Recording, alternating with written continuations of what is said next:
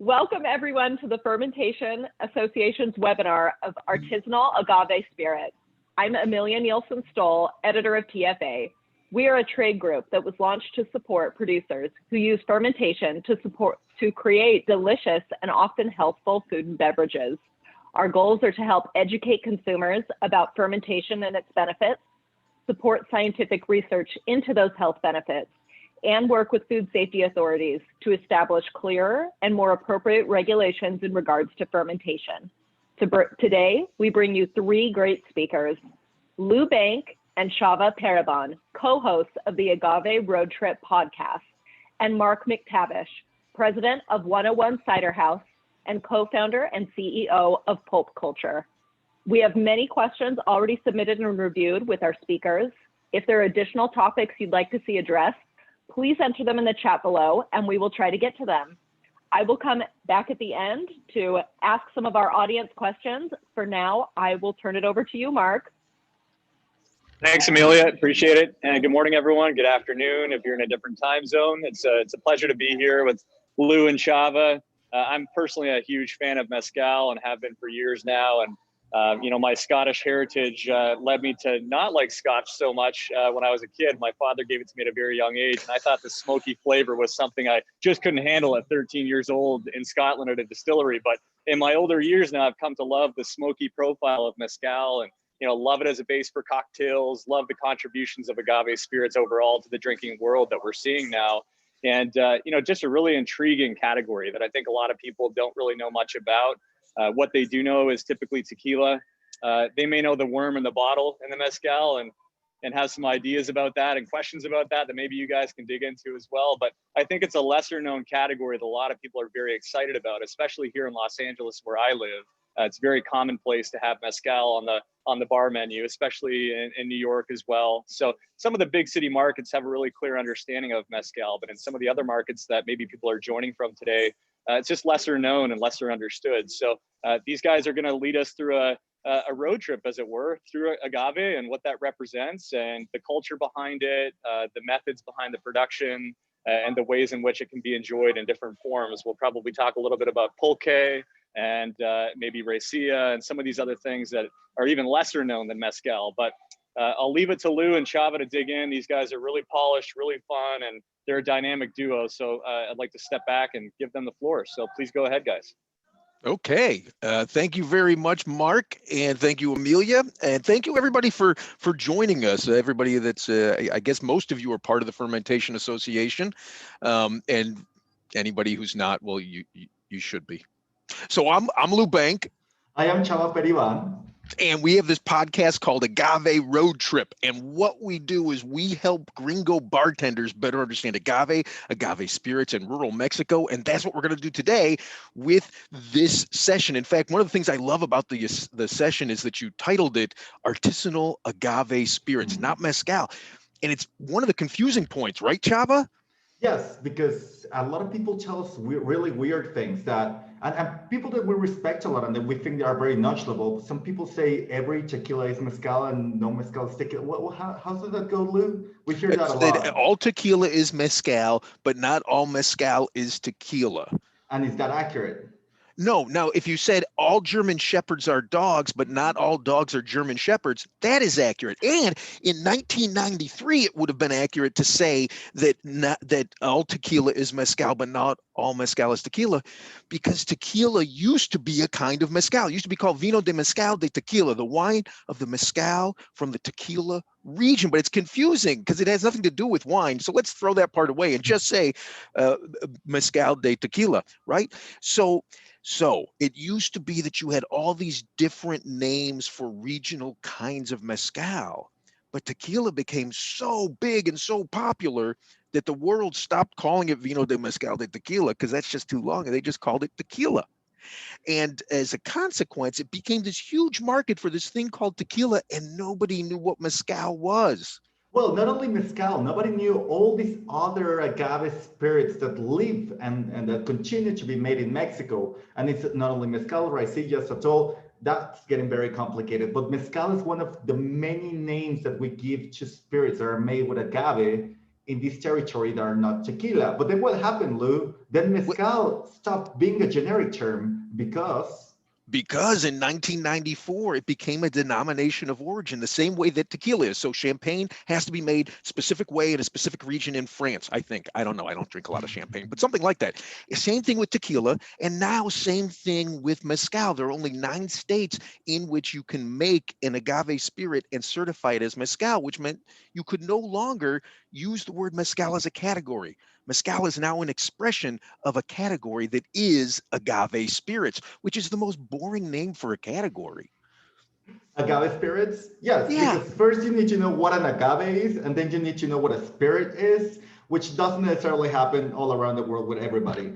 So we do have a problem there because a lot of the communities and the traditions that nourish this nostalgia and this beauty that nourish the word mezcal, they cannot use this word anymore to name their own spirits. The same spirits that they have been producing for centuries in their communities, if they want to sell them outside their communities, they cannot name them the mezcal because Well, even in the community, they yeah, shouldn't be saying mezcal, but who's going to go into the middle of, I don't know, Santa Maria Ixcatlan and try and shut, population 500 in the mountains of Oaxaca and try to shut down some guy who's selling a bottle to his neighbor? It's just not worth it. exactly. So we'd like to start with the names because I think once this is clarified, then we can start talking about a lot of the other stuff because it's something we encounter very often, no? Like, what do we call tequila? What do we call mezcal? And even, well, something that we love that is happening lately is that some mezcaleros have been using the same agave that you used to make tequila because we're going to we should get into all the rules, right, Lou? I think we cannot talk about this if we don't explain the rules. That's too like fast. that. Yeah. That's okay. It's good. So, so what is mezcal? Mezcal is a spirit distilled from fermented agave. Now, there are different kinds of mezcal. You can have just mezcal, you can have artisanal mezcal, and you can have ancestral mezcal. And each of those different kinds of mezcal, if you will, carry with them rules about how you make them. Now, when And you hear these are very complicated and confusing. Even brand owners that we know don't really quite understand them. They name one thing the other, and we won't get into the really picky little parts of it. But Lou has made an Excel sheet where everything is explained if you really want to get deep into the game, right, Lou? Yeah. In fact, it got so confusing at one point. I put together an Excel spreadsheet that compares the different rules for the different kinds of mezcal, the different tequila, all the different spirits that have a legal definition in Mexico. You can find this spreadsheet, if this is something that interests you, you can find this spreadsheet by going to sacred.mx, sacred.mx. That's the website for the nonprofit that I run, Sacred, Saving Agave for Culture, Recreation, Education, and Development. So go to sacred.mx and scroll all the way to the bottom, and you'll see that there's just a little line that says, what is mezcal? And when you click on it, it'll take you to this spreadsheet that defines all those different terms, how you can make them, how you can't make them. But the key is, if you're making mezcal, it has to be in one of 9 states. Those states are in the spreadsheet. You can use any kind of agave. Which is great, because in tequila, you can only use one type of agave, that is Tequila and Mezcal. So say that if you were making, I don't know, rum, you could only use one species of sugarcane. Beautiful thing about mezcal is you can use all the agaves under the sun. And what are you saying, Lou? You can use any kind of sugar cane to make rum. Yeah. But say if that was the case, I'm saying imagine there was a world where that was to happen. Oh, I got you. That's fair. Yeah. But then, crazy amazing thing for mezcal, we don't know how many agaves exist. To this day, we don't know how many species or subspecies of agaves exist. The last number I got was like anywhere between 200 and 600, which is a very large spectrum. But I'm very sure it's around the thousands. And the beautiful thing about the mezcal denomination of origin is they said, we want diversity, and you can use any agave under the sun to be able to make mezcal, which makes this category probably the most intensively diverse category in the spirits world in the planet, I think. Right. At least so I think. Yeah, no, definitely. It's the best thing ever. Now, let's get to some of the questions that were sent to us. Gary, and I'm going to say it's badass, but it's just BDAS LLC. And I see that you're here watching us now, Gary. So Gary wondered what the testing and reporting of methanol looks like for mezcal. So again, if you go to that spreadsheet, Gary, you'll see that in Mexico, and I'm not sure how this balances, maybe you know this, Chava, but in Mexico, It's a rather complicated thing, but you go ahead. Yeah. okay, so you're allowed between 30 and 300 milligrams of methanol per 100 milliliters of spirit, versus in the USA, it's something called 200 parts per million. I don't know what that looks like. I'm sure there's some It's simple math. No, yeah, I've seen full articles trying to figure out how to make these equivalences. The one thing that I would like to mention about methanol is that it's actually very low methanol compared to other spirits in the planet. It's very low methanol compared to fruit spirits in Europe, like pear spirits. So it's actually a big area of contention. A lot of people argue that the methanol limits should be broadened, so traditional spirits could still keep their characteristics of how they're being made in the place where they're made. But this is super technical specific. Let's get the hell out of here really fast. Well, actually, no, I don't think we have to. This group is technical and specific. Okay. I would say, like, to go back to that frustration that we voiced earlier, Chava, right? Like, it frustrates us that these families who have been carrying on their family heritage, the tradition of making agave spirits that they call mezcal for hundreds and hundreds of years using these pre-industrial methods, that these families who have been carrying this tradition forward, they aren't able to certify, and they aren't able to certify either because they are geographically undesirable, they're in the wrong place, or they don't have the money to do it because it's not a free thing to certify and they Yeah. can't afford it.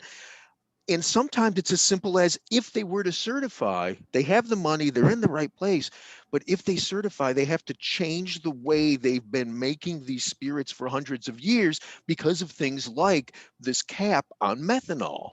which So was it's which frustrating. which was designed not thinking about mezcal. They just basically copied the regulation of wine and applied it to mezcal because they were lazy and they didn't want to do their homework. So this is actually a very frustrating area of the category where it's so new that the pertinent research and the pertinent regulations are still to be made and to be made properly. Now, Lucia at Mrs. Klein's Kosher Pickle Company, I've got a question for you, Lucia, but Lucia asked, is it correct to say that mezcal doesn't give you a hangover? It Chava, depends this is how one of much. your favorite questions. It depends how much you drink. I mean, honestly, it's like when it comes down to hangovers, mezcal is not very different to vodka. It's basically ethanol and water in different proportions. So my guess though, why people think that mezcal doesn't give you a hangover is because it's so delicious and it takes you a while to drink it. That it's so strong that you're not taking the big sips they usually drink with scotch or with other stuff that's at 35 ABV. So instead of being drinking like crazy all night, you're taking tiny little sips because you're at 52 ABV, and at the end of the night you drank less. That is my only possible explanation of why you don't feel a hangover. Or maybe it's just so delicious that the suffering the next day, it doesn't feel as bad as when you drank something disgusting last night. That's my other theory. That's about it. But scientifically speaking, there's no way to claim such a thing. Right now, and I'm going to jump over a bunch of stuff because I'm realizing I'm looking at Mark and he looks like you guys are going too slow. So let's jump over a bunch of stuff that's here and go to how is it made, which also helps us to answer the question that Nivadita asked about the healthfulness of the ingredients. I would say that the way they make many agave spirits is more natural than the way that we make a lot of other things that we consume. So maybe it's a Mhm. little bit more helpful, but in the end of the day, to Chava's point, it's still alcohol. It's not Ethanol like, and water, yeah. yeah, like I don't want to give anybody the impression that it's going to make you, like it's going to cure cancer, and it's like it's a pick me up. There are all these weird things people ask about it. Like, it's booze, and it might be booze that is well made and is delicious, but at the end of the day, if you abuse it, your body is going to tell you so. So how is this made, Chava? How do we start? Oh, we have to start from the agave. And I think that you guys in the US, all of you have seen agaves because you have a lot of beautiful deserts. Like agave is a pretty common sight in the US, right, Lou? It's not something that people think it's an extravagant Masameno, entity. Florida, Arizona, Texas, sure. Well, yeah, California. and it's like, how would you describe to someone that has never seen this? Like a massive pineapple that grew like punk hair. Or looks like an aloe plant on steroids. Exactly. There you go. Yeah. So these agaves are very special because unlike many other things that we use to make alcohol that we use to ferment and then distill, agaves take a long time to grow and they grow in very inhospitable contexts. So for example, sugarcane, grapes, all these other guys, you need to feed them a Wheat, lot of water, corn. wheat, you need to feed them water, you need to take care of them, you need a fundamentally well calibrated agricultural system to make them be happy and pretty. Whereas agave, you can take it to the ugliest piece of land where you think like where you yourself might die within 16 hours, plant it there, and that thing is gonna thrive. And it's gonna take a while to grow though. It's gonna take maybe 4, maybe 6, maybe 10, maybe 15 years, depending on the species or 20, subspecies, 25, 25. 40. There's species of agaves that we only know legends about how long they take to grow. There's a legend about one that took 40 years to grow. Lou always makes fun of who Yeah. the hell has been counting every year for 40 years to know that it's Like real.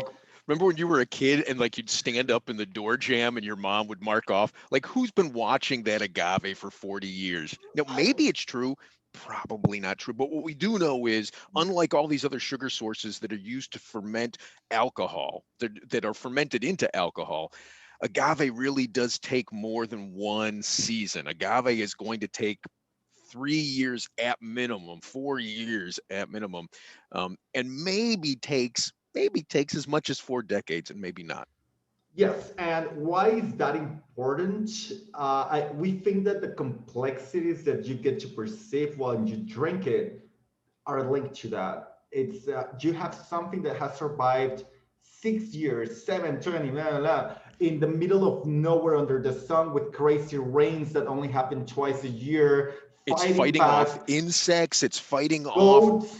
Oh, and it has chemicals inside to fight off all these we're a predator of it, right? If we were to run up to an agave and chop off its leaf, its penca, right, and then grab that penca, that leaf, we'd get this stuff on us that causes a rash all over your hands.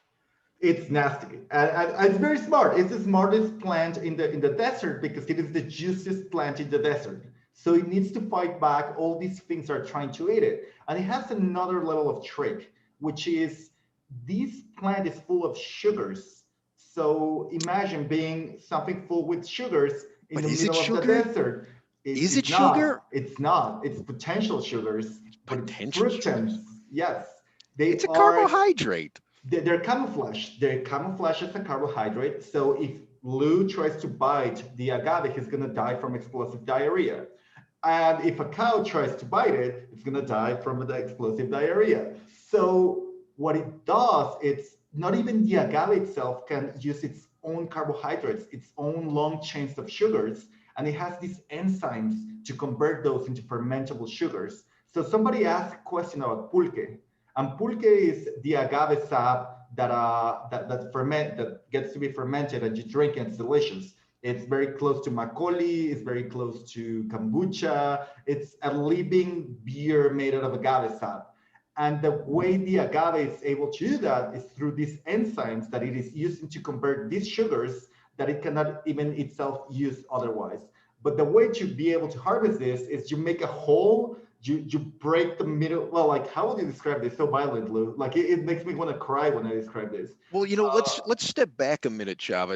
Like we were talking about this agave taking 3 years to 40 years to reach maturity. So what does that mean, right? The agave has oh one yes, goal in yes, life, yes, and yes, that is definitely, to yes. have babies. It wants to reproduce. And the way it reproduces is it shoots this enormous stalk up into the air called a quiote or a meristem is the technical term, but quiote sounds like, Don Quixote. It sounds impressive. So it shoots this stalk up into the air that looks like asparagus, and it'll go anywhere from 10 to 30 feet up. And then it bursts with flowers and bursts with seeds. right? So the agave has spent its entire life building up the carbohydrates that it would then convert into usable energy with those enzymes, convert all of that to build that quiote, to make those flowers, to make those And, seeds. and, and some people say that this thing might be one of the fastest growing entities in nature. If you get close enough to the quiote when it's growing, you can even listen to it growing.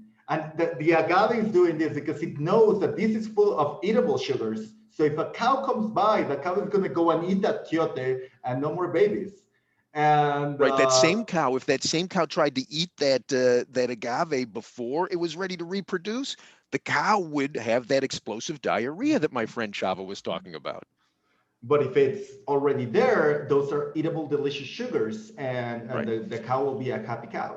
So now back to that pulque question. I think Alessa had asked this question, right? So if you have that stalk coming up and you want to turn that plant into booze, you clip that stalk before it gets anywhere near completed. And you clip it because, of course, the plant is using up all of those carbohydrates to build that stalk. You want to use those carbohydrates to make booze. You can't do both. It's one or the other. So you clip that stalk. Now, if you were planning to use it for booze, you just let it sit there for a while and build up some more sugars. If, on the other hand, you wanted to make pulque, which is a fermented beverage that is fermented from the uncooked sugars of the agave, you just literally cut a hole into that stalk, the base of that stalk. And once you've done that, you've wounded the plant. The plant's like, oh crap, I need to fix that hole. And so it starts creating it. It's like it's using its enzymes to turn those fructans, those carbohydrates, into usable energy, which also creates this sap that's meant to, we think, in theory, would, if we left it there, would eventually create some kind of, like when you cut yourself and you get a Yes, scab. exactly, a scab. Yeah, it's like Yeah. bleeding. It's bleeding sap, and it's trying to build a scab. But But I always grew, you like growing up, I'd eat my scabs, and this is what we're oh, going to do with this quiote is we're going to eat, in essence, or drink the liquid that comes out. We're going to collect it because it's sugar water, right? It's been hydrolyzed by those enzymes. So you're going to collect it, and then it's going to ferment naturally because I mean, you don't have to ferment it naturally, but oh my God, the crazy yeasts that are attracted to that sugar, they come in and they start immediately eating it. So before it's fermented, it's agua miel.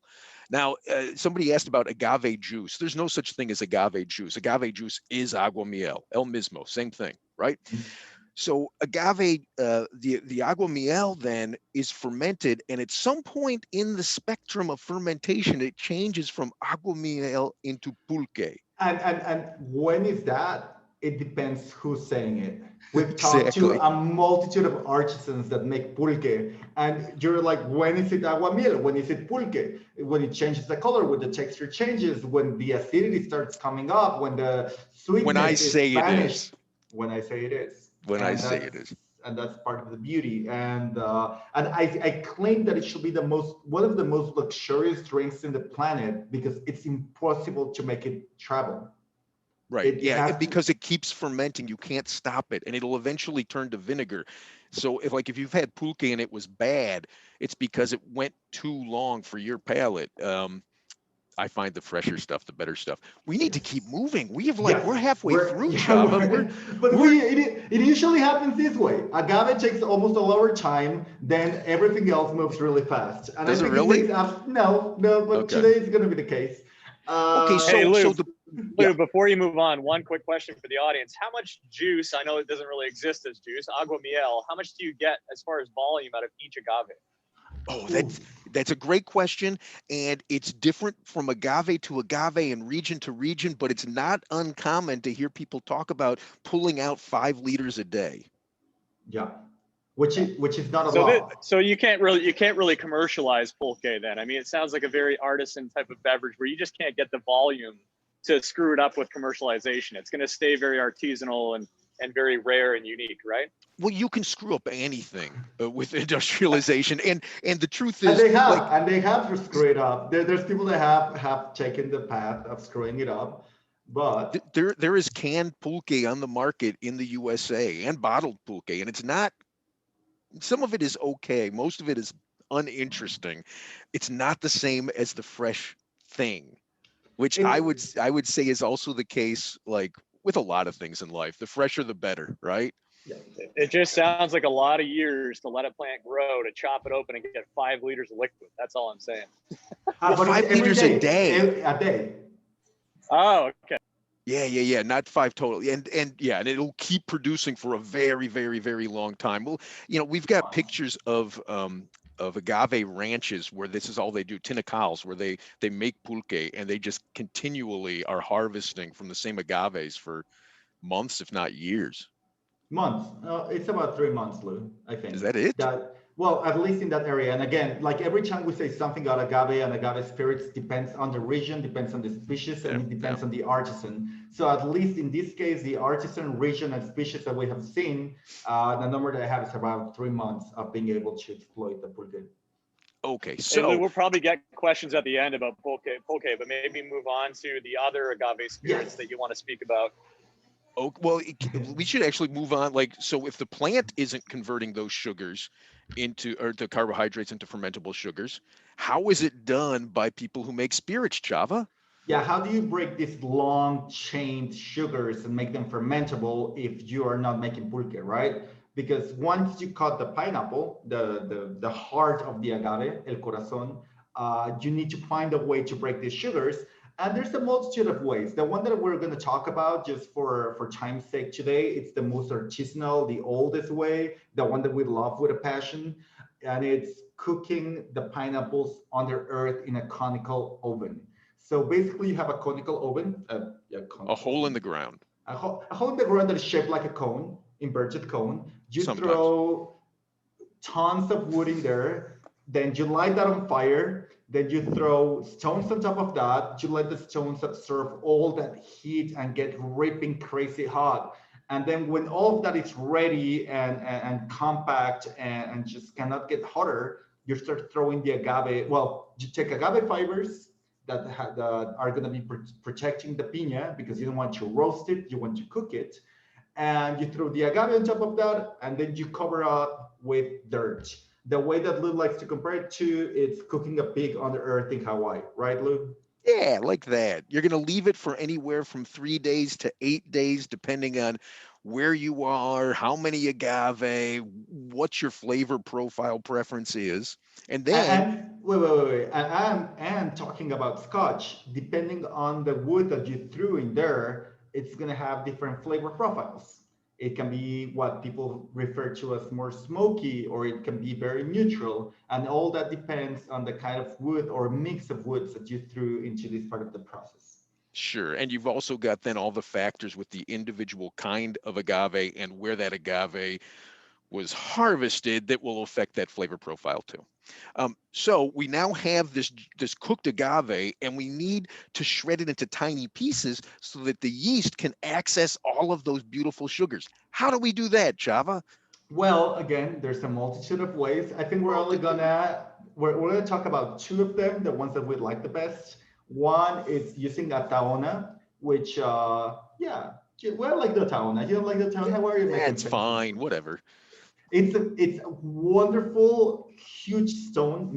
My favorite ones are made out of limestone, and it's just a circular wheel that it's being pulled by a horse around and around, and it's being used to mill the agave super finely.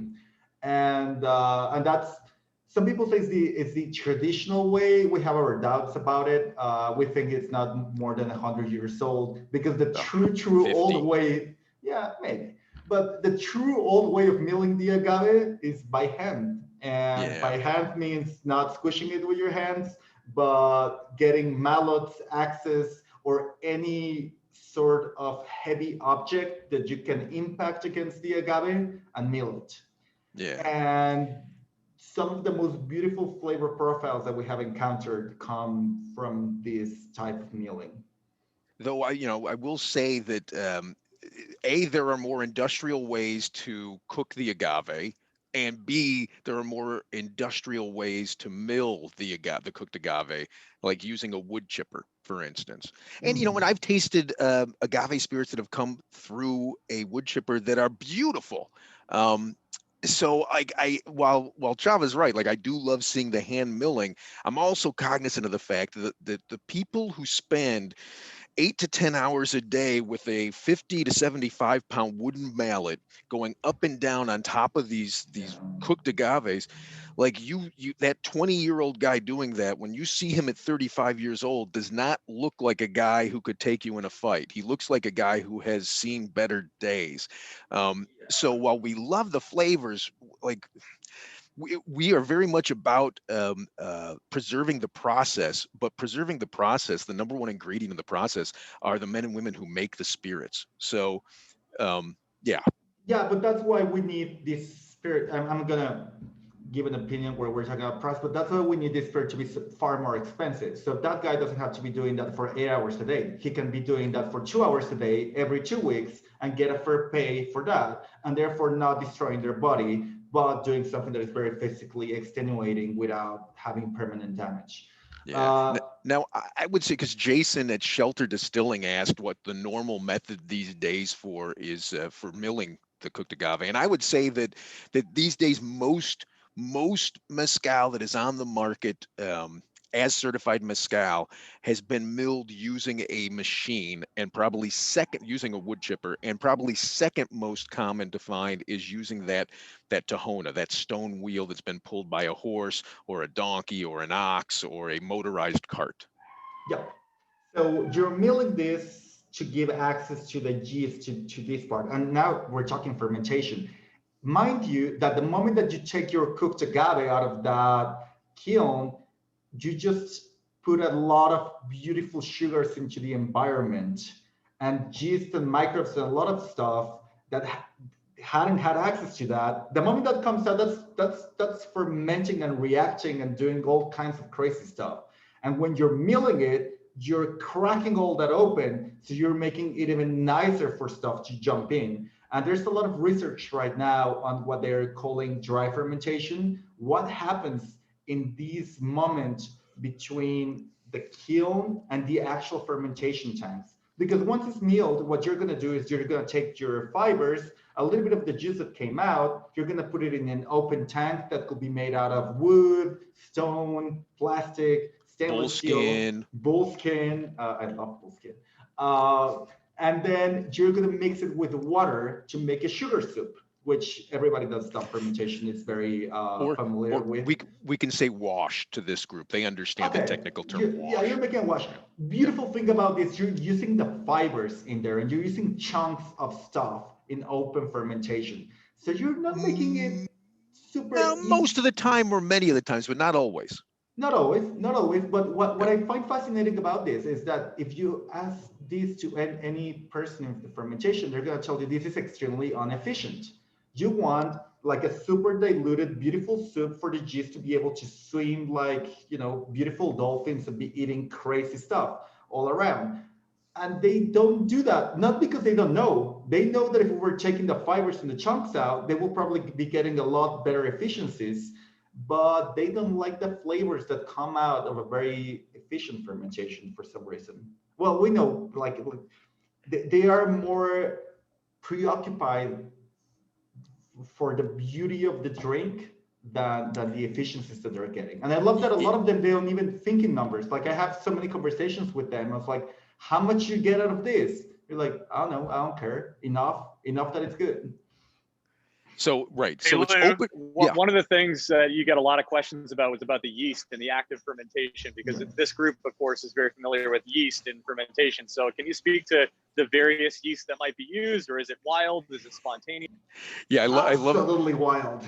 No, not absolutely wild, Chava. Well, usually it is. Usually it is, but this is going to change. Like we're at a golden age of agave spirits right now, right? Yes. The reason, so most tequila is made the same way most alcohol is made. You're throwing in a yeast, you're pitching in a yeast that is the yeast you want to eat the sugars that'll spit out the alcohol, because specific yeasts add specific flavors and aromas, create specific flavors and aromas during that conversion process, right? So you'll find a lot of tequilas, the fancy tequilas, will be using like champagne yeast. And then they'll put it in a closed vessel to ensure that they're getting both exactly the yeast they want in that fermentation process, but B, to ensure that the acetic acid bacteria that lives all around us that wants to eat alcohol and spit out vinegar doesn't ruin their ferment. And three, to control the hell out of the temperature of that environment. Yes, very fair point. So what you've got with a lot of these people that Chava and I hang out with is, he's not wrong, is it's open air fermentation. The yeast is going to come if I've got an avocado tree over here and an orange tree over here and a banana tree over here, which is not uncommon where we hang out, the yeast is going to come off of those plants. And it's going to affect the flavor. And and if I've got 6 fermenters, right, and each fermenter is going to be, let's say, about, I don't know, 4 feet in diameter, something like that.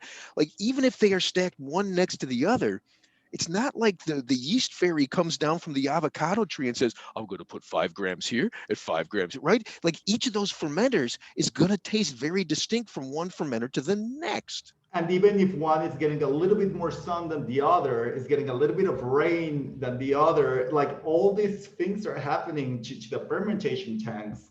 And they have a certain capacity of control, but the control is more the decision of when that is ready, not what you put into that, what kind of yeast, what kind of bacteria, like how, the decision is not who am I inviting into the party, but once I acknowledge who are the invitees in the party, when is this fermentation tank ready to be distilled? And it's as fragile as between 1 hour and 2 hours. I've seen guys tasting it and be like, not right now, in 1 hour, it'll be ready. Right. And what that means is they're going to start distilling it, right? But even once they start distilling it, their stills are generally not of the capacity that they can take an entire fermenter, which is usually going to be somewhere in the neighborhood of, like, what, 500 liters, 400 liters, Chava? Well, the still or the fermenter? The fermenter. The fermenter, like, that's something really weird. In the south of Mexico, it's usually 1,000 liters for a tank. In the north of Mexico, it's in the 400s. And the stills are usually 250 and 300 liters. So unless you're using a clay pot still, right? Yeah. And we'll get to that later, but in essence, then you're going to have like a 50-liter still. So you're going to be taking stuff out of that fermenter, distilling, which takes time, and that stuff's going to keep fermenting in the meantime. And so you're at risk of that batch, whatever's left in that fermenter, turning into vinegar. Or just a lot of the alcohol evaporating, or a lot of off flavors happening because you're just not distilling fast enough. Hey, Chava, does this speak to the difference between tequila and mezcal as well? Is it safe to say that mezcal is more of a colorful, sort of more open party where you have a lot more wild fermentation, a lot more of a raw process, versus, say, tequila, which is much more to what Lou is speaking about, more conditioned, more predictable, something that's more sterile, as it were? Absolutely. Like, just the fact that you're using fibers inside your fermentation tank. When you talk about that with the tequileros, they laugh at you. They say, you dumb kids in the mezcal world, you just don't know how to read and write. That's your problem. Like, that's why you're doing that. They don't, like, because from efficiency standpoint, it makes absolutely no sense to have solids in a fermentation tank. But I always want to point out, if we had a wall over here of 100 tequilas and you randomly put your hand on a bottle, you've got a chance of about 1 in 100 of touching a bottle that was made where you've used these pre-industrial methods of open air fermentation, right? Like all of these beautiful heritage processes that we're talking about. So that's with tequila, 1 in 100 of finding something pre-industrial. This wall, 100 bottles of mezcal, certified mezcal, right? Put your hand on a bottle randomly, and you've got about 1 in 100 chance of touching a bottle that's been made in the same industrial way that tequila is. You can make industrial mezcal, and people do make industrial mezcal. And I'm not saying that that's a bad thing, but what I am saying is we are in this golden age of beautiful agave spirits. And if this is something that interests you, these handmade spirits, get it now, because as the world starts getting more and more interested in mezcal, which only is about 1% of the market of tequila right now, as the world gets more interested, you're going to see more industrialization, and you're going to see less and less of this beautiful handmade stuff. And maybe just to, sorry, Mark, you were... No problem. Go ahead. No, I just like just to finish process, then you distill this. You have the agave beer that is anywhere between 4 ABV to 8 ABV. I think somebody asked that as well. And you throw that into a still, and you want to get up to 52 ABV. And there's a vast multitude of different styles and designs of alembics in the mezcal world, which is something also that blows my mind because somehow in Mexico we were not happy only to take the distillation technology of Europe, of your copper alembic and your serpentine, but we also were very infatuated by the Asian technology of distillation. So if you think how they distill lambanog, how they distill soju, we also like that. So in Mexico, somehow you go to communities that are maybe 25 kilometers of each other, and one is using European traditional technology for distilling, and the other one is using something that looks like Mongolian and has like actually Mongolian elements to them. And one is made of copper, the other one's made of clay, or it has wood parts to it. And so, but long story short, you basically put that, you separate the alcohol from water, you boil it to a point where you're getting more vapors of alcohol on the other side, you're keeping more water on the other side. It's usually a two distillation process, and you're using batch. One of my favorite jokes of how small the mezcal world is, Macallan, it's all marketing. It's we have the smallest stills in the whole area. Their stills are 2,400 liters small. Here we have 60-liter small stills. That's the scale that we're working in the mezcal world. And when it comes to cuts, it's actually it's very hard to generalize. We know people that make absolutely no cuts whatsoever. Whatever comes out of the still goes right into the bottle. And it won't kill you, and it's delicious. Which brings us back to the methanol thing. That would never pass. Yes, but it's not toxic. It has less methanol than a Pear spirit from Europe. It has a lot of inefficiencies, so I believe that a lot of the bad alcohols get to escape through the inefficiencies. Like, they're throwing the alcohol into an open bucket where they're collecting the alcohol. So I think a lot of the stuff just evaporates from that bucket, if that makes any sense. There's a lot of studies that has yet to be done about this context. But then the last part after distillation, it's how do you blend this thing? And the thing is, usually, in other industries, you have massive containers. So everything that has been distilled is getting thrown into a 25,000 liter stainless steel container. Here, everybody has 20-liter containers. So when you finish a whole batch, say you cooked 12 tons of agave, you end up with, I don't know, like 18 different plastic gallons of spirits. And you have to make sense of all of them and put them together and make flavors out of them. So you'll blend a bit of head, heart, and tail together to get the flavor profile and the ABV that you're searching for. That is what you find tastes like the traditions in your community if you're doing this to reflect your community. Because mezcal is part of the most important part of the lives of a lot of the people that live here. It's part of their weddings, it's part of their baptisms, it's part of their religious festivities. Bar mitzvahs. Yeah, well, the Jewish community is not that big in rural Mexico, but if you are making mezcal, you're just not selling a product. You're selling the product that is going to be part of the most important days of a lot of people. So you have great responsibility, and that has to be delicious. Otherwise, they might not be very happy with you, and the way in which people express their anger in rural Mexico is not very polite. So, No, Mark, you've been trying to ask us questions. Yeah, I was just going to say, I wanted to chip in a couple of things because I know we're running out of time here, and I want to make sure we can wrap it all up. We don't want to skip on the aging, the bottling, the way that we deliver this final finished product to people's hands so they can enjoy it, right? So when you look at, say, blending and aging and bottling, what are the similarities that you see to, say, Scotch and maybe rum or some of these other spirits that are aged and appreciated for certain processes of finishing? Well, so a couple thoughts. One is you will hear mezcal geeks say, people who live in this geek bubble of mezcal, you will hear them say that you do not traditionally age mezcal in wood. And while that is absolutely 100% true in specific communities in Mexico, there are communities where they absolutely positively have been aging in wood for hundreds of years. So you can find añejo, you can find reposado mezcals, but then you also find oftentimes mezcal that's just been aged in glass or in plastic or in clay. You'll find bottles that have been, in fact, right now, Chava and I have something on the order of 120 liters buried in glass underground, which is a traditional thing. Now, there's been some rumors the reason you bury it underground is so the tax man can't find it. But without question, I've tasted some of this stuff that's been aged in glass underground for 2 years that tastes significantly different than it did before it was buried.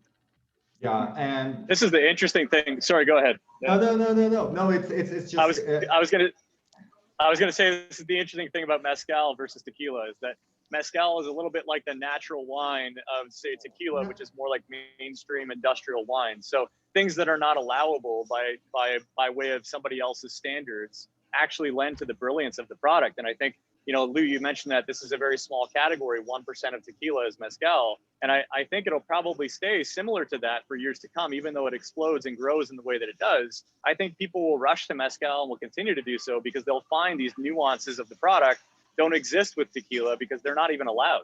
You know, you have to age it a certain way. You have to filter it or distill it a certain way. Like there are certain processes that you just wouldn't allow with tequila that everybody does with mezcal. No. That is a crazy thing. That is a crazy thing. Yeah. That is what we love in a way. We don't think it's happening already. Tequila is, by regulation, can do a lot of this. There's actually some tequilas that can be done in the ancestral way in which you can do mezcal. And we are seeing some brands saying like, you know what? Like people are tired of my triple distilled story. And people are looking more at the mezcal and how like that's what's getting people excited. So they are now mimicking or like researching back and how they used to make tequila, and they are trying to bring back to life the tequila that like in Lou's words, that captured the attention of the world in the World Fair of what was the year? 1893 World's Fair, where tequila was popularized here in Chicago. Yeah, like I hear what you know. Again, I'm going to go back to that analogy of 100 tequilas here and 100 mezcals here, Mark, because David Suro, who's one of our idols, he has both mezcal brands and tequila brands, and he makes a tequila, or he doesn't make, but he imports a tequila that is made in the exact same process, the romanticized process that Chava just described, by hand. And you can absolutely, I mean, I don't know anybody who's doing it, but you can absolutely age tequila in glass underground. Nobody's doing it yet, but to Chava's point, the world is so enamored of mezcal, or what they think is mezcal, that you're starting to see tequila producers who are like, I want to get my piece of that market. Maybe super premium isn't just a fancy bottle. Maybe if I use some of these ancestral methods, maybe then I've got something that really is super premium. Sure. The possibilities are there then. Tequila can move in that direction, but the key is mezcal has always been there and is still there, and people are finally opening up to that. So, and it's starting to move the other direction. Yes. Yeah. But I think the interesting thing to talk about is now how people enjoy the product. So if I'm in a bar here in LA and I'm sitting at my favorite Mexican restaurant, I'll say, can I have that Paloma, but with mezcal? I don't want tequila. I prefer mezcal. And then the person beside me might say, oh, I don't want mezcal. It's too smoky. I don't like the smoky. So people are really, drilling down on one thing and focusing on the fact that mezcal is smoky. And is it safe to say that that's the most predominant tasting note or characteristic that people know about? Is there anything else that people should know of? Like, what are the other tasting notes that you can speak of with mezcal? Can I tell my story about that, Lou? Yeah. I'm guessing we'll end up fighting over it, but you start. Yeah. No, but for me, it's super interesting because I started drinking mezcal when I was, like, to your point about drinking scotch at 13. I it's Mexico. So I started drinking like 17, 18 mezcal, which at the time was seen as the worst thing that you could drink. It was like, if you drank mezcal, you were using like meth or a crack or something terrible. Like that was the comparison. It was still not a fancy drink, right? And for me, like I remember thinking of the flavors like very herbal, very close, like just I always thought grass and just like dirt and other stuff. But then I started talking about this with a lot of gringo friends, and the gringo friends were like, yeah, the smoke. And somehow, like it's I think it's one of these things where when they tell you a flavor, it's like when you are seeing ships in the horizon because they tell you there's a ship. You like immediately try to search for that. And I think the palette of flavors in different regions and with different technologies is very vast, but somehow, like I guess for marketing purposes and just for making it like more like to make a differentiation argument really fast, smoke has been the most common way to refer to it. But I think if you just like, sit down for a sec, try to find other stuff, you will find a palette of flavors that is wonderful and it's just waiting there to be discovered. And I would just add to that I think the vast majority, so something like 90% of the mezcal that's on the market in the USA comes from Oaxaca, and 90% of that is made from espadín that's been farmed, and it's been made very specifically to be included in cocktails because that's what we drink in the USA, and because people expect mezcal to be tequila's smoky cousin, there are a number of brands that are at least leaning their flavor profile to that smoke because they want to satisfy that market. So it's sort of because we expect it to be smoky, it's smoky. But Yeah. but I strongly suggest if you want to taste mezcal properly that you get yourself a wide open mouth copita, a little cup, and you sip it a couple, I'm sorry, yeah, you sniff it a couple times, and then you smell it on your hands so you get a sense of what those sugars smell like after they've been relieved of some of the alcohol, and then just take tiny half sips that you leave on your tongue for the count of 5, the count of 7, the count of 9, and you're going to find that your palate, like, to go way back to the beginning when Chava was talking about all of those defenses that the agave has to prevent me and a cow from eating it, all those defenses turn into these beautiful aromas and flavors that your palate isn't used to. It's like trying to drink a Tower of Babel. If you put a big mouthful of it in your mouth, you're not going to catch all those subtleties. Think of it as like an amuse-bouche. Take a tiny little bit in your mouth and hold it, and your palate will start to acclimate to all of those subtleties and all those different layers of flavor and aroma. And by the third sip, you'll actually be tasting it. That's all I Are have you to say. guys ready for some audience questions? Yes. Yes. And apologies for any that we've already missed. Oh no, that's okay. Thank you. This has been so interesting. You've made me look at all the agave in my yard a lot differently. Yes.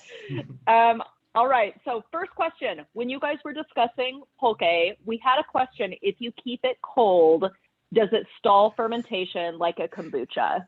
Yes, but you kill the beauty of it. No, We no. have for no, yeah, no, wait. We have a business idea. Lou, say it. No. I'm not going to go there. We're going to wrap that. But Chava and I just drove from Michoacan up to Durango. We spent 6 days in the car. Our car was freaking hot. We had a cooler in the back full of ice and 2 jugs, one of agua miel and one of pulque. And we're used to the pulque going bad like after, I don't know, 2 days. But this lasted the full 6 days. The only reason I left it behind was because I left Chava alone in Durango and I wanted him to have something to drink. So you absolutely, like everything else, the fermentation will seriously slow down if you reduce the temperature, but it's only slows it down. Okay, interesting. All right, so we had a question come through on like milling the agave spirit. What about using wood smoke with a horno? I think I'm pronounced Horno. Yeah. That can help infuse that smoky flavor into the piñas, right? Well, that is sort of what they do. Yeah, it's like you're smoking while you're cooking the piñas.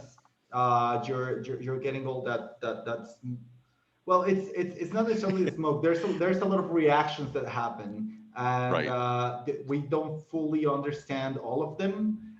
but it's definitely traces of the smoke. And different types of wood will give you different types of notes, right? It's almost like peating in Scotch.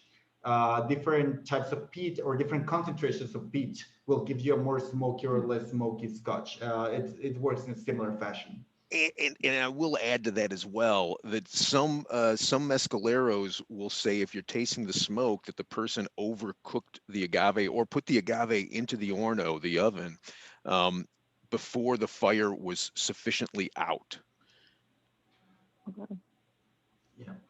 Oh, interesting.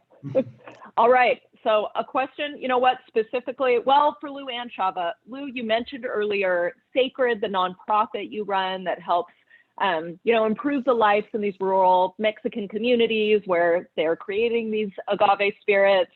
Chava mentioned multiple times the tradition of creating these agave spirits in these rural Mexican communities. Tell me a bit more about that, a bit more about your nonprofit, Lou. Sure. So Sacred helps to improve quality of life in the rural Mexican communities where heritage agave spirits are made. And what that means is that we've helped to build 2 libraries now. We've replanted over 30,000 agaves. The agaves that we replanted, it's not like we dug the holes and put the seedlings in, but there's this middle school in Zachila, which is a community suburb in Oaxaca, that literally is built on a garbage dump site.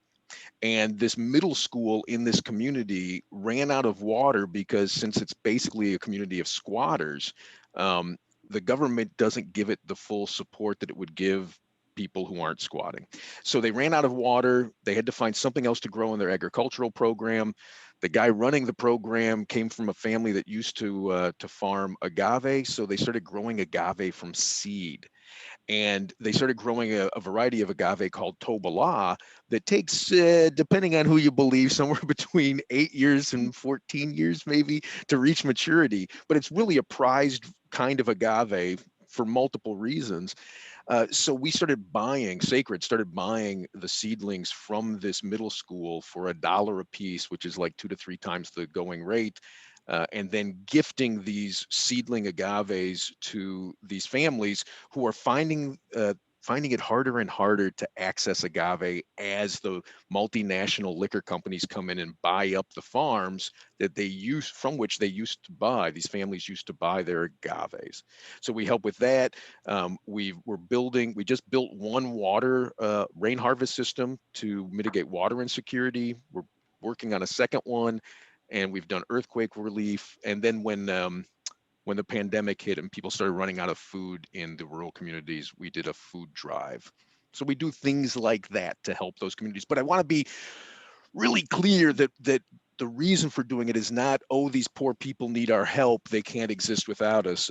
In fact, I think that there is this mindset in these communities that is so different to the mindset that I live in, which is, how do I do things more efficiently? Their mindset is, how do I get a better result? And they take this different approach to life. It's, not only exemplified by what's in these, beautiful bottles of agave spirits, but it's also in how they resolve food insecurity and water insecurity in the community. And I think that there are some very important ideas that need to be shared with this efficient world that we live in as we start seeing these problems spread across the globe. So, this is not, oh, these poor people need our help. This is, I think we're going to need their help, and we can't afford to lose these communities as the world becomes more efficient. Yeah, and that tradition is so important to keep alive. We had a question about yeast when you guys were discussing the very complicated issue of yeast. How do we get wild yeast? How do we use wild yeast, harness the power of wild yeast? So the question is, what about adding additional enzymes to break the long chain polysaccharides so there is more usable fermentable sugars for the yeast? Is that Exactly. a possibility? Well, yes, that's what I'm sure who's asking this is a chemist, because that's what they do in tequila, for example. There's this machine called a diffuser where you have conversion, right? You have 100% of potential bonds that you can break, and then you'll create more accessible sugars. So say by cooking it under earth, you're at 60% efficiency, 70% efficiency. If you want to get really close to the 100, you use a machine that is very badly regarded in the industry called a diffuser. So you either use enzymes, acids, or a lot of other chemicals to break these bonds and get closer to what that 100% efficiency. I've been thinking, and that's a personal research project of mine, to maybe do a diffuser that uses the natural occurring enzymes in the agave to do exactly that. But that's I've only found a couple of articles discussing that. I've never seen an actual prototype on it. But like a little bit to lose point, I think, like a lot of times just 3 weeks ago, I spent 3 days documenting every step of a producer, trying to figure out why the hell the things he does taste so great. And I couldn't find anything special. It was like he does this, he does that. Everything was very simple. There was no crazy amazing trick. It was just using good agave, using beautiful like alembics, doing the things that But way isn't it they've really? done. But isn't it really, Chava, that like the guy's a chef? If you went into a kitchen, like you Yes, got two different guys cooking the they same are steak, but they're using their different senses, and some of them have senses that appeal more to your palate than the other. exactly, and that's a big difference when you're working with a chemist in this kind of operations. The chemist is like, we got 10 kilos per 1 liter, we succeeded, and the mezcalero is like, try this. This is delicious. God, We there's succeeded, this or we didn't. great brand of mezcal, certified mezcal from Durango called Lágrimas de Dolores. And about half of what they release is produced by Fabiola, who is a chemist who works for them. And she initially started from the scientific side. And the more I love she's this. been working on making mezcals and learning about the process and tasting her way through it, the more she's going back to the traditional methods. And she'll document it the way a scientist would, but she's been surprising herself by not taking the efficient route and getting these better results. Yeah, just by tasting stuff and being like, it's ready, it's not ready, it's good, it's not good. My last question for the three of you. So Lou, Chava, you're so experienced, such a wide experience in agave spirits. We have Mark here, whose background is all in ciders and fermented juices. So we had a question come through: the trajectory of fermented beverages in the health category. We've seen it go, it's been on the rise. Where do you think it is on the curve? Is it still going up? Has it peaked? Is it leveling? Is it growing? What are your thoughts on that? But I think in this case, this will refer more to Pulque. I think for, healthy fermented drinks, which I think there's plenty of research about Pulque saying that it's a healthy drink. So I think that it's just starting, honestly. Like maybe in LA it's very present, but you come down to Mexico City, not a lot of people know what kombucha is. So I think there's still a massive market to be found. Or I don't know, what do you think, Lou? Well, Pulque doesn't travel. So I don't think Pulque, at least good and healthful Pulque, live Pulque doesn't travel. So I don't think that there's much of a market for that. But I have been seeing a In growing Mexico, we're 120 million Mexicans. What the hell are you saying? There's not a market. in the USA. How's that, Chava? Okay, there you go. And even in Mexico, until the gringos drink it, the Mexicans aren't going to think it's that special. So well, we didn't take the punch. So then in what I do think can travel, and I do see as a growing potential market, is Tapache, right? Is this beautiful fermented beverage that's made, it's traditionally it's made from anything, but what it is most stereotypically fermented from is pineapple. And I'm seeing a lot more, at least here in Chicago, a lot more people heading for the Tapache. Yeah, Tapache is wonderful. Yeah. Andy And knows. Chava, what do you know about Colange? Do you know anything about fermented cactus pear? Cactus pear? Oh no, Yeah. I oh I don't know much about that. No. I don't know anything about No, that. yeah, Mark, what's what do up? you know that we don't Tell know? us. So in northern Mexico, I mean, they have a lot of fermented things, of course, that are not commercialized, and they are known for their health benefits. So Tapache is one of them. Colange is another one. Cactus Pear is very well known in Mexico, of course, as a health food. So they claim that it prevents a hangover, it cures cancer, it does all these things. So it's pretty incredible the range of fermented beverages that exist, because of course fermentation really truly is a gift. It allows people to create a product that's shelf stable, that can be enjoyed later. If they don't have refrigeration and no way to keep that product stable, fermentation is there as a gift to allow people to eat and drink throughout the year, right?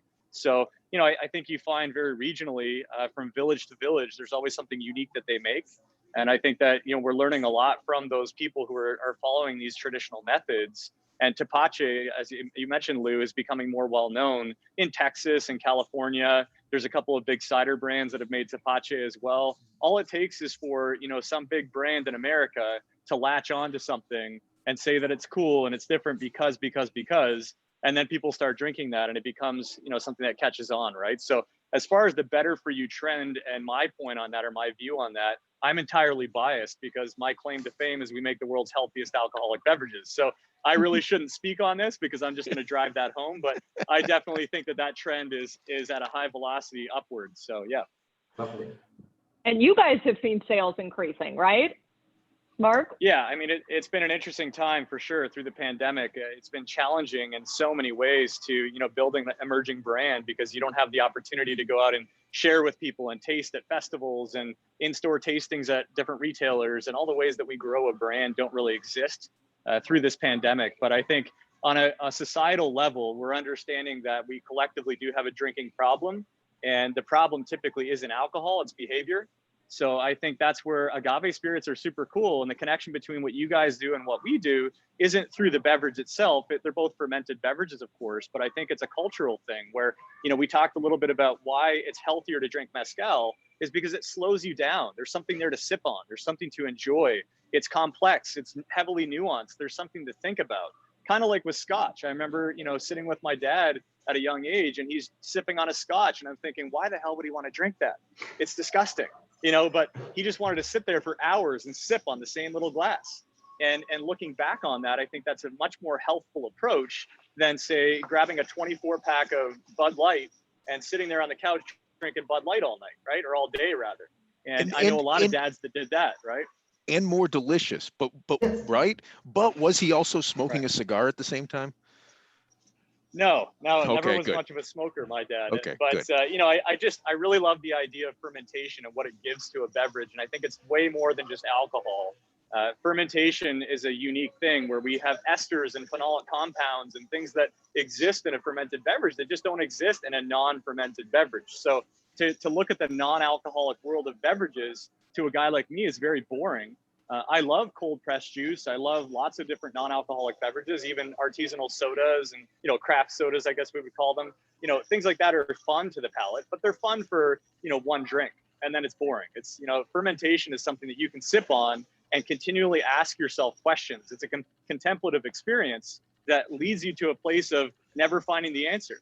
It continues on. There's always some different way of finding a fermented beverage. Like in Eastern Europe, as an example, you go to some of these small towns and they'll invite you in and say, drink this, and you don't know what it is. And they'll say to you, it's very special. I'm the only person that knows how to make this. Well, me and one other guy. And if one of us dies, we have to train somebody else. But it's like a secret sauce, right? That they want to give to you because it speaks to their culture in that village or that region of the world, kind of like with mezcal, as Chava was saying. So I think there's just such a richness there to the connection to a sense of place and a people behind it. And I think that's why fermentation is so beautiful. And I really love that, every time we talk with mezcaleros, the part that amazes them the most, that they're like, how does this happen, is the fermentation part. Like I was editing an interview with one of them and he was like, well, I'm not sure if it's my wisdom or my luck. Like he was like, somehow the fermentation here is awesome. And I would love to say that it's me, but I don't know if it's just, like I pray to the right gods and this thing is happening. So it's I have a fun story about that. I went to northern Spain to find what I was going to make as far as our natural ciders that we produce here, and I actually took my father with me. So here's this Scotch-loving, Canadian guy, my dad, that I'm bringing to northern Spain, and we toured around meeting these different cider makers. And every time I would ask them how they make their cider, they would always say, "Mark, you don't make the cider makes itself." So it was mind-blowing to me to think that as an entrepreneur, I could bring something back to America that I didn't have to learn. I didn't have to figure out how to do fermentation. My first batch of fermenting anything was 5,000 gallons. I'd never fermented anything, not even a drop of anything my entire life. But I'm so convicted as a person when I believe in something wholeheartedly that it just exists in nature. Well, who am I to correct nature and tell nature what to do? So I filled up these tanks full of juice and let nature do her thing. So I would imagine that with mezcal, it's very similar where, they just follow what nature tells them to do. Whenever the outcome is, that outcome is deemed to be special and should be appreciated for whatever it is. Just don't step on Mother Nature's toes. That's all that's the whole trick.